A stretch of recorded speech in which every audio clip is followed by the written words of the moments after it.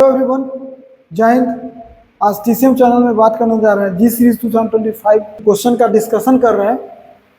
उसी में डिफरेंशियबिलिटी का क्वेश्चन है। ये क्वेश्चन नंबर 46 में इसको काउंट कर रहे हैं और ये 22 जनवरी 2025 के मॉर्निंग शिफ्ट में पूछा गया है। अभी हम लोग 4 स्टेप में बनाते हैं क्वेश्चन को।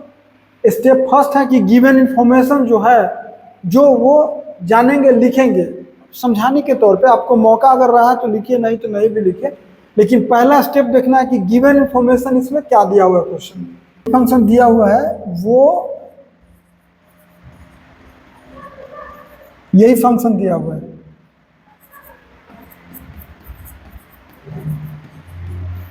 और कंडीशन है कि डिफरेंशिएबल फॉर ऑल एक्स है, एक कंडीशन है।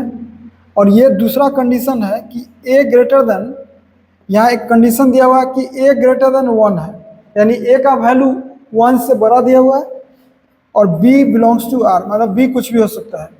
एक इंफॉर्मेशन है। उसके बाद फिर इंफॉर्मेशन है कि the area of the region enclosed by y is equal to f x, जो फंक्शन जो भी है उसके द्वारा और y is equal to f x के द्वारा और y इज इक्वल टू -20 के द्वारा, इस दोनों के द्वारा जो एरिया आएगा वो अल्फा प्लस √3 बीटा दिया हुआ है। ये दूसरा इंफॉर्मेशन है। ये भी कहा बहुत बड़ा बात कि अल्फा और बीटा दोनों जेड है। जेड का मतलब इंटीजर्स है। यस, कंडीशन इतना इंफॉर्मेशन दिया हुआ है। तो पूछा है, देन स्टेप 2 में हम लोग लिखते हैं कि क्या पूछा है। तो अल्फा और अलग अलग निकाल के और दोनों को ऐड करना, यही क्वेश्चन स्टेप 2 में है। हम लोग स्टेप 2 में लिखते हैं कि क्या पूछा, तो अल्फा और बीटा निकालिए और दोनों को ऐड कर दीजिए, यही पूछा है। स्टेप 3 में हम लोग अब प्लान करेंगे या कोई फार्मूला लग सकता है, देखेंगे, और कैलकुलेशन इसी में करने वाले हैं। पहले तो प्लानिंग क्या रहेगा, ये दिया हुआ है कि ये फंक्शन डिफरेंशिएबल है फॉर ऑल एक्स। डिफरेंशिएबल है ऑल एक्स, इसका मतलब कि इसमें डाउटफुल पॉइंट कौन है, x इज इक्वल टू 1 है। प्लान हम लोग बनाएंगे कि अगर ये कह रहा है कि डिफरेंशिएबल है, तो डिफरेंशिएबल होने का मतलब कि x इज इक्वल टू 1 पर डाउटफुल पॉइंट है। ये तो कह रहा है कि ऑल x के लिए है। तो फंक्शन यहाँ से क्लियर है कि प्लान में कि फंक्शन जो है एफ एक्स इज कंटिन्यूअस भी है, कंटिन्यूअस एंड डिफरेंशिएबल है at x is equal to 1। Continuous भी और डिफरेंस, जब ये कह रहा है कि पूरे ऑल x के लिए डिफरेंशिएबल है, तो डिफरेंशिएबल तभी होता है जब वो कंटिन्यूअस होता है। इसका मतलब जरूर x इज इक्वल टू 1 पर भी डिफरेंशिएबल और कंटिन्यूअस दोनों हुआ होगा।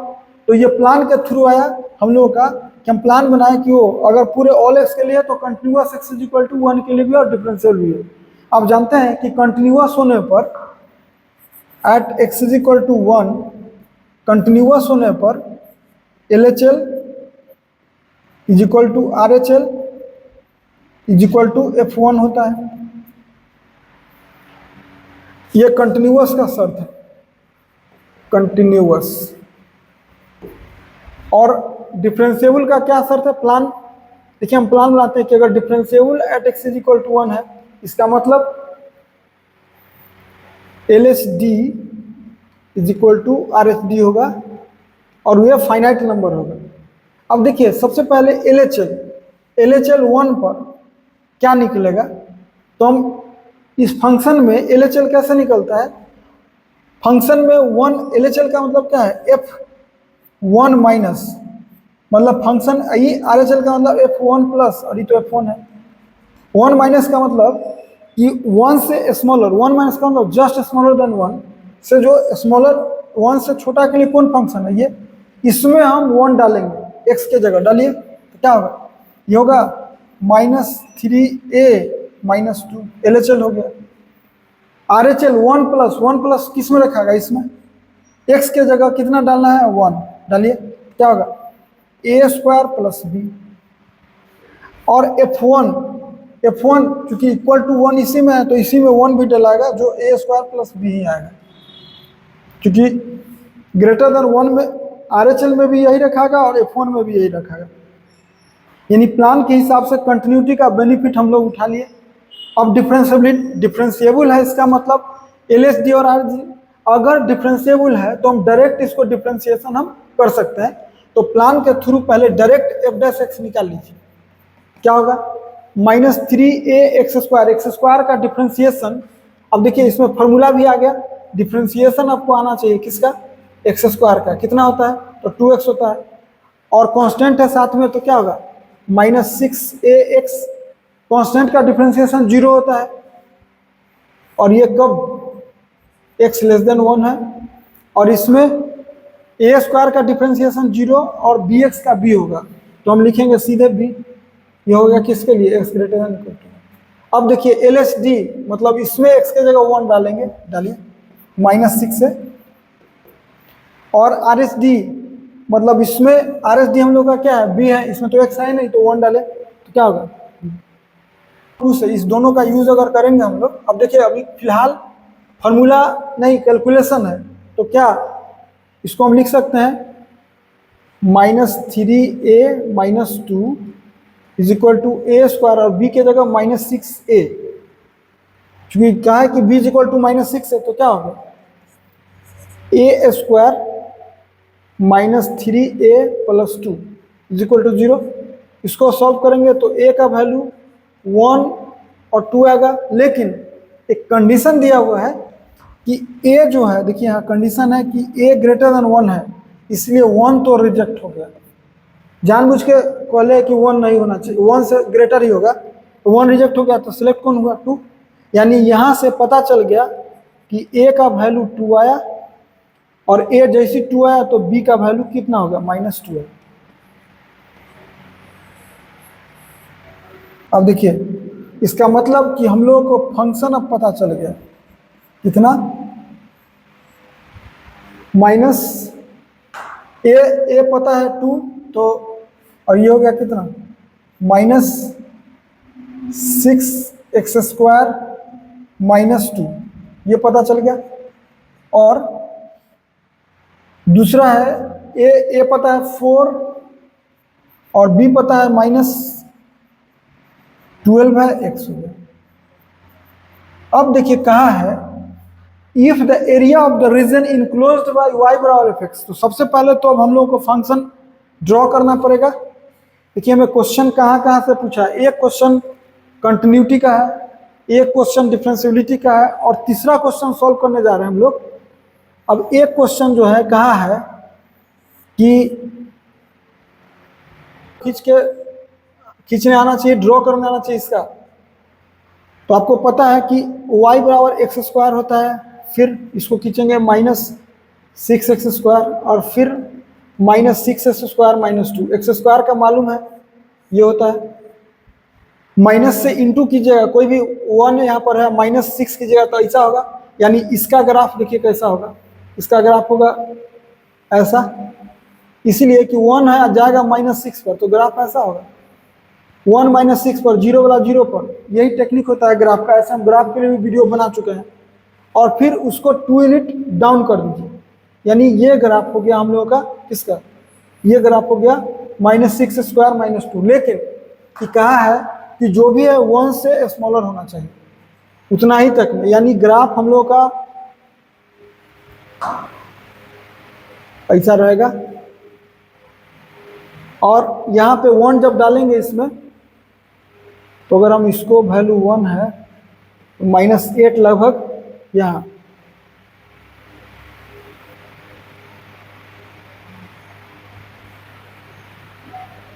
हो गया। और ये अभी कहा है कि एकदम 1 के सामने ही ये ग्राफ हो गया। अब 4 - 12x का ग्राफ हमको ड्रॉ करना है, y = 4 - 12x। 4 - 12x जो ही ड्रॉ करिएगा, आपको पता है x का वैल्यू 0 डालिए तो y निकलेगा, तो x का वैल्यू 0 डालेंगे तो y निकलेगा 4, और y का वैल्यू 0 डालेंगे तो x निकल जाएगा 1/3, यानी ऐसा ग्राफ होगा। यही है 4 - 12x का ग्राफ हो गया ये, ठीक है। लेकिन हमको वैलिड कहाँ है, देखिए 1 इसमें डालिएगा तो -8 पर ही आएगा, यानी ग्राफ जो है 1 के बाद ही वैलिड करना है। इसका मतलब 1 पर जो है -8 लगभग आएगा, तो ग्राफ आपको ऐसा आएगा। इसको मैनेज कर देगा, ये ग्राफ हो, ये स्ट्रेट लाइन का ग्राफ हो गया, y -12x का ग्राफ हो गया, ये 4 - 12x का हो गया। अब कह रहा है कि y = -20 जो लाइन है,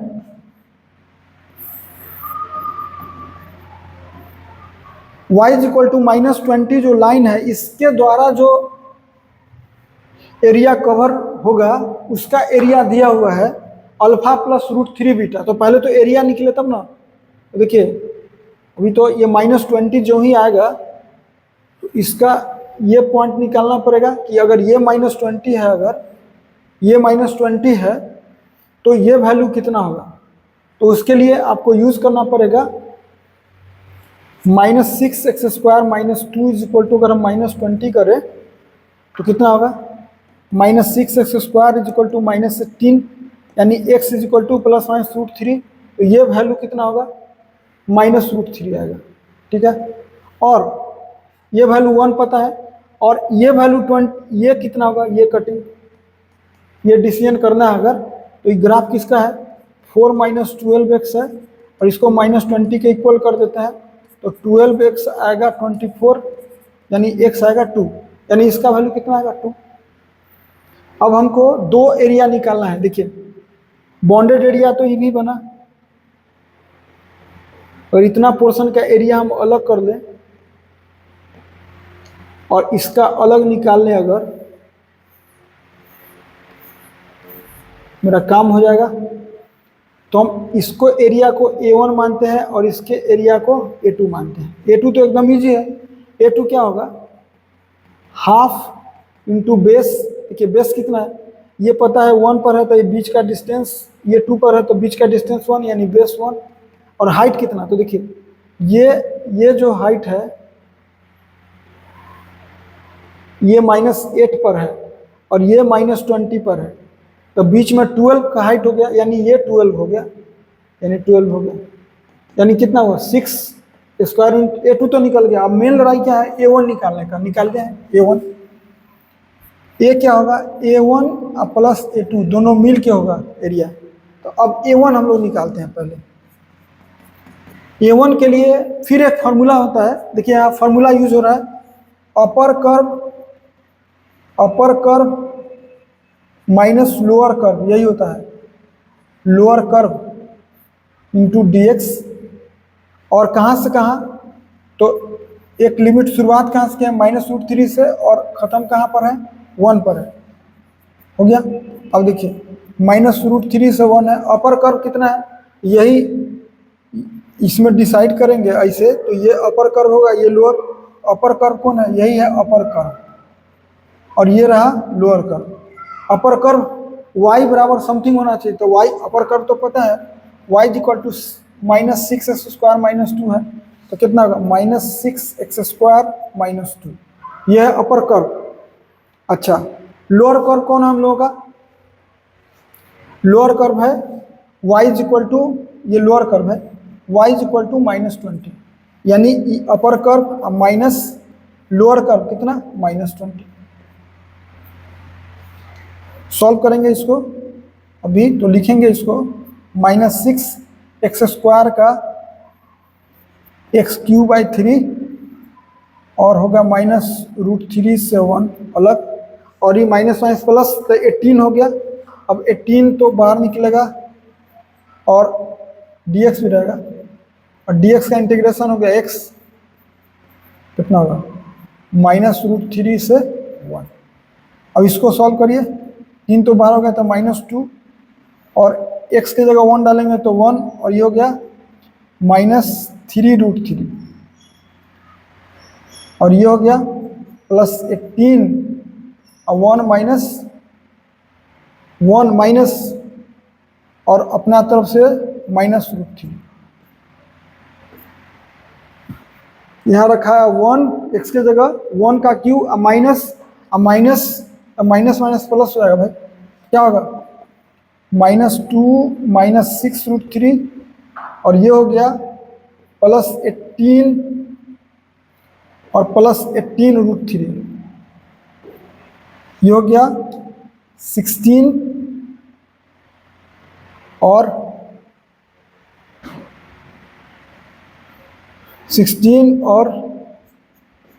12√3 या A1। तो A कितना हो गया टोटल एरिया, ये हो गया A1 + A2, A1 हो गया 16 + 12√3 और A2 हो गया 6, कितना होगा 22 + 12√3। अब देखिए, अब फाइनल आंसर देने का समय है। स्टेप 4 में फाइनल आंसर देंगे। स्टेप 4 फाइनल आंसर कैसे, जो ए एरिया आया है हम लोग का है 22 + 12√3 और ये कहा है कि अल्फा प्लस बीटा √3 है। कंपेयर कराइए, अल्फा हो गया कितना 22 और बीटा हो गया कितना 12। क्वेश्चन क्या पूछा है, अल्फा प्लस बीटा, यानी 22 + 12 कितना हो गया 34। आंसर कितना हो गया, इसका आंसर कितना हो गया 34। तो ये रहा इसका फाइनल आंसर। देखिए कितना कितना क्वेश्चन इसमें पूछा हुआ है, कंटिन्यूटी, डिफरेंशिएबिलिटी, एरिया, और तब फाइनल में जाके फाइनल आंसर है 34। तो आज के लिए इसमें इतना ही। थैंक्स।